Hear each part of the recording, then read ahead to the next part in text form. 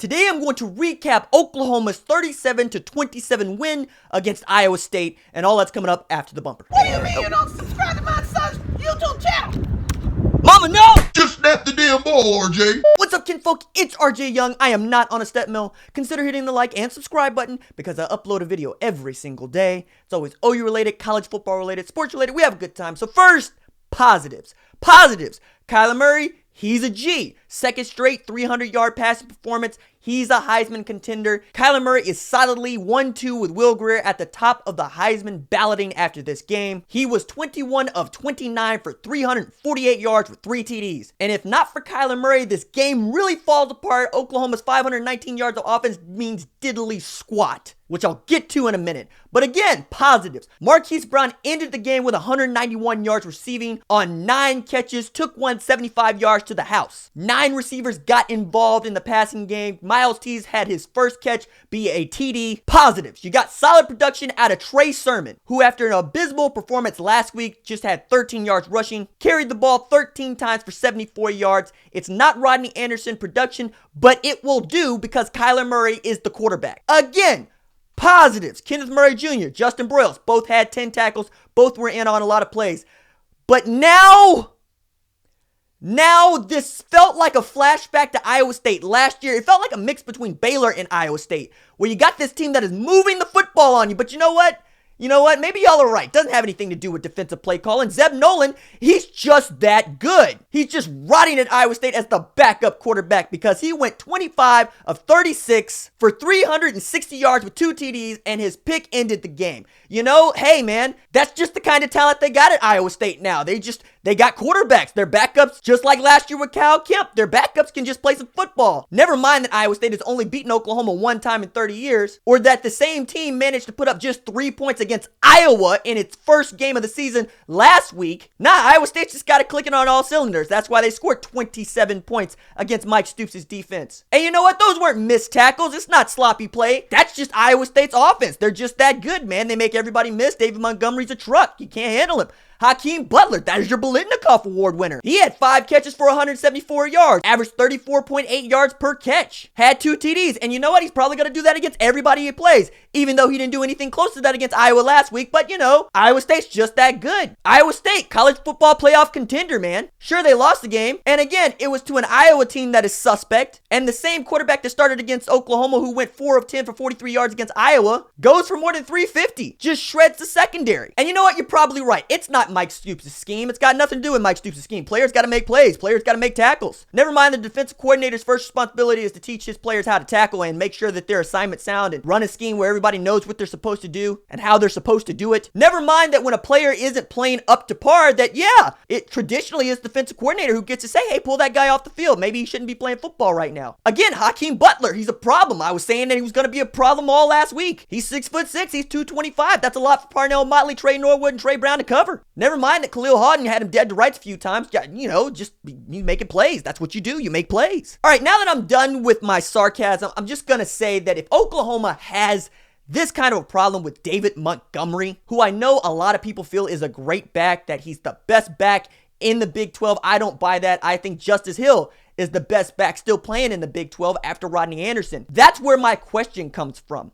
If David Montgomery in space is a problem and he is leveling the boom everywhere he goes and he is stiff-arming people, putting Trey Norwood on skates running out of bounds, what is it going to look like when Justice Hill gets to Owen Field on November 10th? Now, I know that's a long way away, but check this out. Mike Stoops' defense, the same defense that had a problem tackling Iowa State, that had nearly 450 total yards of offense dropped on it by Iowa State, plays against a running football team next week. The Army Black Knights basically run the wishbone. They just want to run the football. And Iowa State, for all the runs that it did have, just used the run to set up the pass for Zeb Nolan and try to get him one-on-one matchups with wide receivers on defensive backs. And you know what? It worked more times than it didn't. But this feels a lot like mid-2017 all of a sudden, because you had an offense that is dynamic, that can put up points, that has a Heisman caliber quarterback, that has receiving options all over the field, that can put up points, but has to outscore the opponent to win football games. Now, I know the score says 37-27, but folks who watched the game saw Iowa State get within a touchdown of tying this game up. And folks on Twitter were having a meltdown watching the defense play and Zeb Nolan carve it up. And that's kind of been the story. The retooled Mike Stoops defense, that's what you wanted to see today, did not show up. And at this point, OU fans know what the offense can do. You know that Lincoln Riley's offense is going to put up points. You know what kind of quarterback you have in Kyler Murray. You know Trey Sermon can step up. You know Hollywood Brown's going to make big plays. CeeDee Lamb's going to make big plays. And you're going to get at least one more receiver or tight end to make a big play. Today it was Miles Tease with his touchdown. But what you're asking for is for Mike Stoops and his defense to close the gap, to not give up 350 plus yards passing against Iowa State, to wrap up David Montgomery hog time and put him on the ground. As good as Curtis Bolton has been in the last couple of weeks, there were at least 2 plays that he just missed on, and those are the ones that stuck out to me. One you know about, and the other one was a drop pick. Now thankfully Parnell Motley came up with the interception to ice the game, but if the ball hits you in the hands as a defender, you need to come down with it. But particularly in the back 7, there was sloppy play, not just from the linebackers, but from the secondary in general. That is the most talented unit of Mike Stoops' defense, but you would really like to see more out of them in the way of just making plays. We love Brendan Buki Radley-Hiles, but he missed more tackles than he made today. As a matter of fact, the best safety on the field played for Iowa State. Greg Ellsworth had 14 tackles, including a tackle for loss. Now, yes, Buki had 8 tackles, but he should have had closer to 20. Between him and Justin Broyles, you had the 2 safeties in on every play. Now, I haven't mentioned the defensive line because I don't really think that this game is particularly on them in the way of getting pressure like they have in the past and crushing the pocket into oblivion, because they were being held on nearly every play. Like, you would watch it and you would see the referees call holding on Drew Samia late in the game and go, wait a second, we're calling holding now? Because you could call holding on every snap. It wasn't the kind of holding that we're used to seeing in football where offensive linemen are sly about it. These guys were actually hugging defensive players on the line. And it was frustrating to see as a fan. The defensive linemen were not getting the calls because as soon as you start calling those calls, Neville Gallimore, Amani Bledsoe, Kenneth Mann, Ronnie Perkins, all those guys get to go eat up Zeb Nolan. But even being held, they have to break through. They have to get to Zeb Nolan. They have to crush the pocket. And I know there's folks that want Mike Stoops to dial up more pressures and dial up more blitzes. He was doing that. Justin Broyles was in there. Brendan Radley-Hiles was in there. And you see me calling these guys' names because I didn't get to see Ryan Jones on the field. And that was the thing that stuck out the most to me. Ryan Jones makes whatever scheme Mike Stoops wants to run work because he can play strong safety and outside linebacker. You're calling it Sam or whatever it is you want to call it.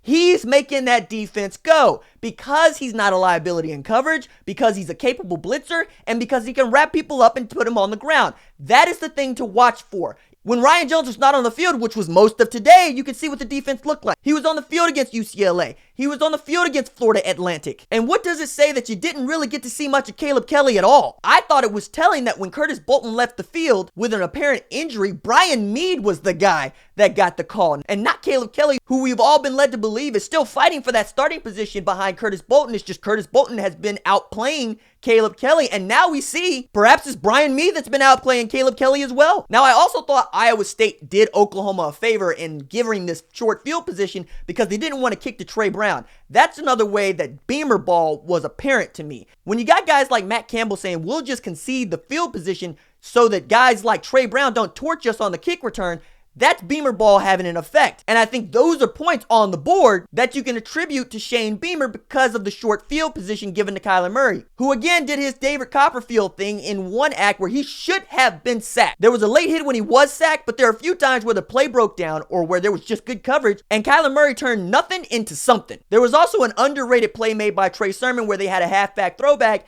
that he just tucked it and then got the positive yardage. But there's really no other way to look at this game other than a great escape by Oklahoma. Yes, the Sooners are 3-0 and the name of the game is win, but there were some definite deficiencies on that defense that need to be shored up, particularly in tackling before Army shows up next week and forces Oklahoma to wrap up and tackle or be gashed by that flex bone. All right, that's it for me. Deuces.